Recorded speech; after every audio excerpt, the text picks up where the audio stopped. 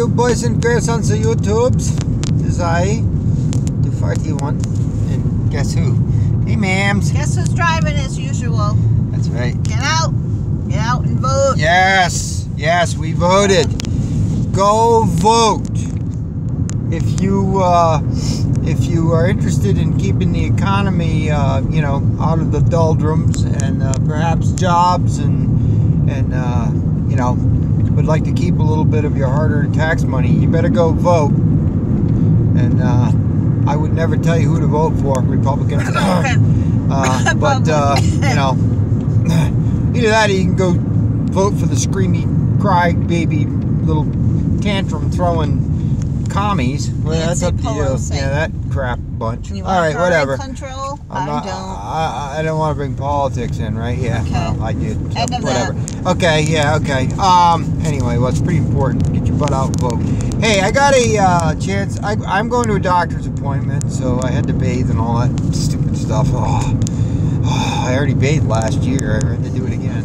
But anyway, I've been just hanging around the shop. It's actually clearing up, believe it or not. It's nice and it's actually like warm in the 60s and breezy. 63. So it's like hopefully gonna clear up and be nice. It's supposed to be a couple nice days. We'll believe it when we see it. But anyway, yeah, we didn't work today because it rained like 3-4 inches of rain last night. I just called it off. But whatever. Gotta go to a doctor's appointment. I got an interesting email from Caleb Martins. Yeah, that's what it is, right? Martins. Huh? Yes. Yeah, Caleb Martins, and Vermont. Yeah, he said he's logging up in the hills of Vermont, and he wanted to know what I thought of the wheel tracks versus chains. I'm not like dead set against chains. I like, you know, I've got some ice pick chains that we use in the winter. I did grab a set of I think they're Baybex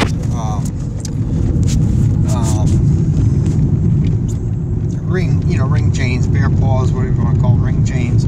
I got them on my on the 460 on the front, just because they're cheaper than, you know, they're half price. But I like the wheel tracks. I've had good luck with them.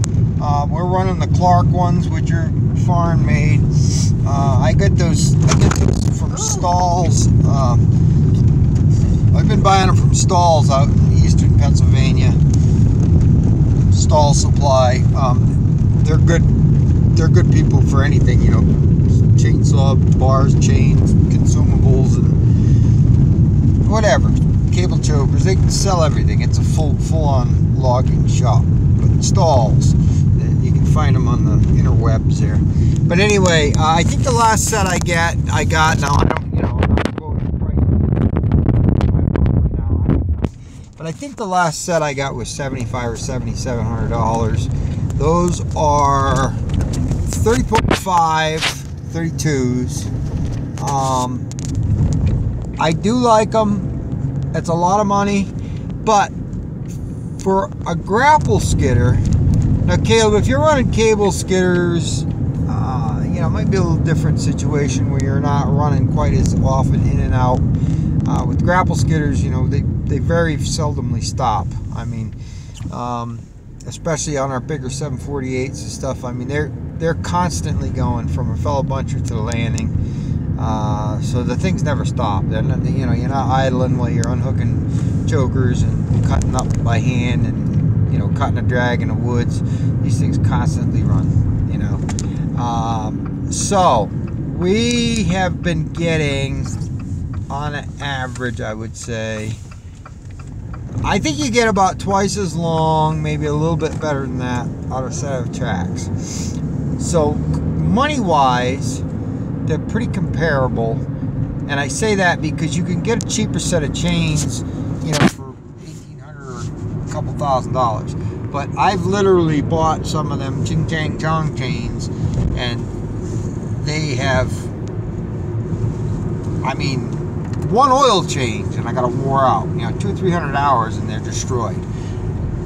So we need, on these grapple skidders, we need heavy You know, even 3/4 tag chains, they're just not enough. I mean, even if you buy a Canadian chain, which is made in Maine, I think they're up in Skowhegan, Maine, good quality product. Baybex, even a good U.S. made chain. If you buy 3/4 tag, you get away without a cable skidder, okay. But you start putting them on these grapple skidders, and you just, even a good American-made one, you're only going to get 600-700 hours out of them, and they're going to be toast. You'll be breaking apart, repairing them all the time. So, I think that, we've gotten upwards of a couple thousand hours out of these track chains.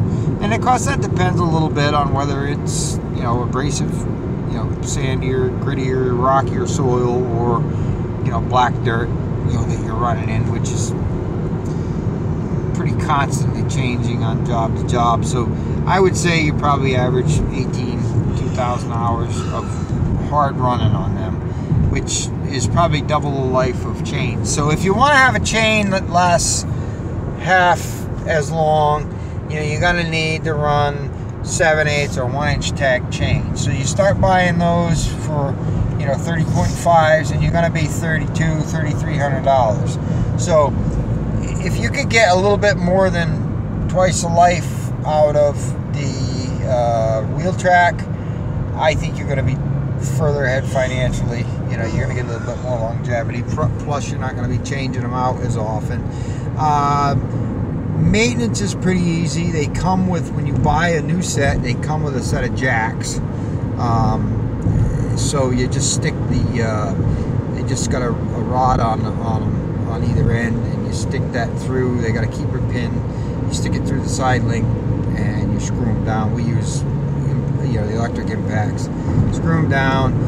They come with different size master links. I've devised, I've came up with some inventions on making master links. I have a guy, a fab shop nearby that I use. They bend it up out of 1-inch stock, and last set I made of them were like 8-inch span, and that allows you to skip a few crossbars. But that's more in the repairing and maintenance end of it. So, yeah, it's Davey Fleming. So anyway. To answer your question, Caleb, I do like them.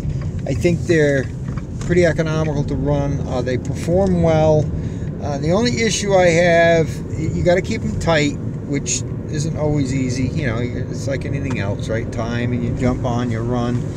If they start getting loose and spinning on the wheels, they can tear your tires up pretty good. So your best bet's to keep them tight. I have put cross chains through.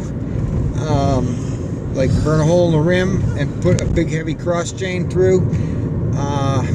It works good, but boy oh boy, if you don't watch it, we ruined an axle housing. It cost me $3,000 because the chain broke, you know, got wrapped around the axle tube, and the operator didn't notice it right away, and it didn't take very long to grind it. It grounded in so bad the seal started leaking. So you gotta watch that.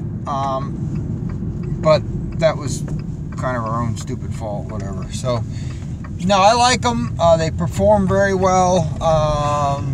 As far as ride and whatnot, they're probably a little rougher than a ring chain because they don't conform quite as well. You know, you've got bars going across. But they do hold you up pretty good. You know, up out of the ruts pretty good. They work really well if you're going to run on brush mats and stuff. Now we delim with pull-through delimbers. Like a lot of times we'll cut the big tops up, so we make debris brush. You know, what do you want to call it? Residual brush comes off and the tops of the poles in there. So we grab that and we'll put that back in wet areas in our trails, and they work excellent for chopping that up. It's like ginsu, hiya, cha cha cha cha, right? Chops them all up into like coleslaw, you know. So that runs them in nice. It keeps you up out of the dirt, keeps you from sinking any farther in the mud. So yeah, there's a lot of advantages to them. I like them. They're a bit pricey initially, but all in all, I gotta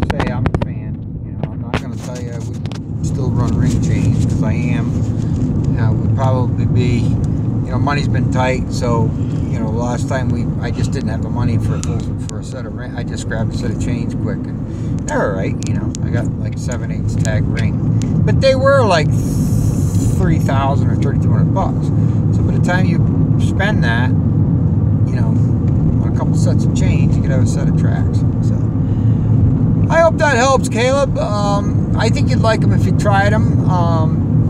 They work exceptionally well on the back of the machine. If you're running a grapple skidder, especially, it will light your front end up a little bit, you know, for steering and whatnot, you know. But they are excellent in the back for climbing up the hills, you know. I mean, they really, really work well. So, yeah. Anyway, thanks for the good questions and comments. Thanks everybody for tuning in. Keep Steve in your prayers. There's Steve Martin, my friend there that we met out at Paul Bunyan. He's dealing with some major issues. He sounds like I talked to his lady friend Mary the other day, and it ain't good. He can't eat, you know, because of the chemo, and they didn't do the next treatment. So I got to talk to her again and keep you posted. But you know, keep him in your thoughts and prayers. You know, pray for a miracle there that he comes through this. Gets healed there. So, but all right. Well, good talking to everybody. I'm going to my doctor's appointment. I get my butt reamed out for not keeping my sugar under control. But all right. Ta-ta, everyone. Say bye-bye, Mammy. Bye-bye, Mammy. Bye-bye, Mammy. Okay, see ya.